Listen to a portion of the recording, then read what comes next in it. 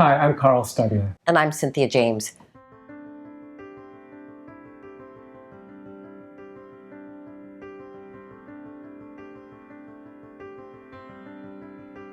People in intimate relationships often wonder if they can keep the sexual connection.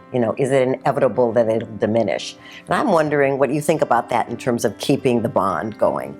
Well, I see that it's only inevitable if we choose to close down. Mm-hmm. And we really have the opportunity, I believe, to open ourselves up and look at how we can keep things fresh in a relationship. Because it's so easy as a culture to get into this routine, and then it starts to become predictable. And that's when I believe things start to become stale. So we have the opportunity to constantly look and see how to keep things fresh, how to be more open. I have this story of when I was doing this wonderful still photography shoot with this couple called Ron and Margot. And I was documenting the beauty and the intimacy of their love. And I was taking pictures of them and getting interviews with them on how they keep things fresh, how they keep their love alive and awake. And I got to witness them telling this story and being so true and vulnerable with each other. And the story they told was that after 25 years of a very traditional marriage, raising children, then they were by themselves, and they realized that everything had become flat, everything had become predictable. So they decided, they made a conscious choice to do things differently.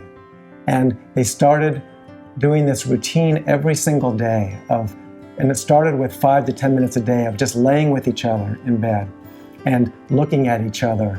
And then it grew into listening to each other's needs, and they would trade off and be able to give to each other their needs, giving and receiving, and it could be different every single day.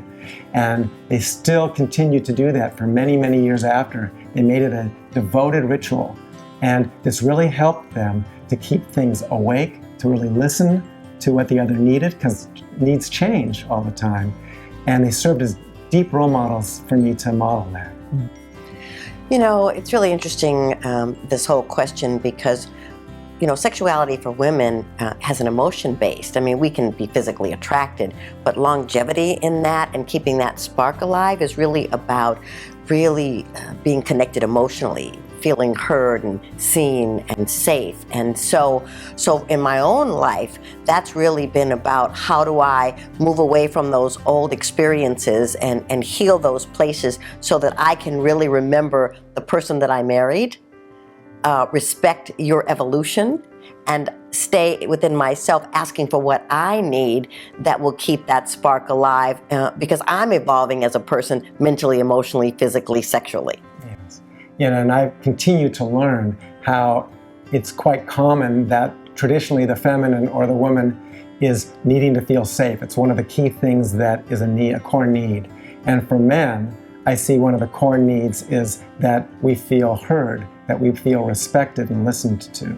So as long as I'm able to stay awake to that and to honor that and to understand that even when it feels like there might be ripples, then I can be more present with you and really listen and cultivate a greater freshness.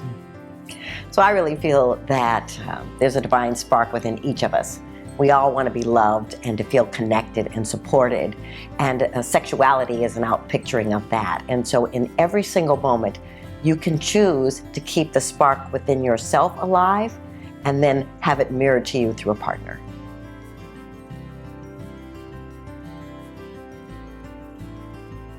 Connect with us at YourTango.com/experts/Cynthia James. Visit us online at bridgingthegendergap.net.